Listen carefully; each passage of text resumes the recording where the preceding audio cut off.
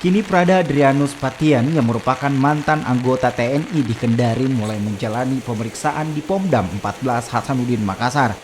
Sejak tiba di Makassar Rabu kemarin, pemeriksaan ini dilakukan untuk mencari tahu penyebab pelaku disersi dan mangkir dari tugasnya. Sementara itu, terkait kasus pencabulan dan penculikan anak ini, pihak Kodam 14 Hasanuddin masih melakukan rapat internal tentang delik aduan yang diberikan kepada Prada Adrianus Patian.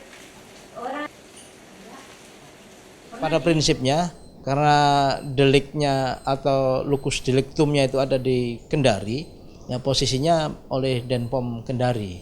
Nah, tapi karena posisinya ini dia masa transisi, nah apakah nanti keterlibatannya itu dari kepolisian atau seperti apa, nanti kita tunggu lagi dari pendalaman ini.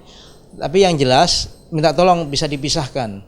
Bisa dipisahkan, ada perbuatan desersi itu yang lagi didalamin apa saja yang desersi yang dilakukan saat itu.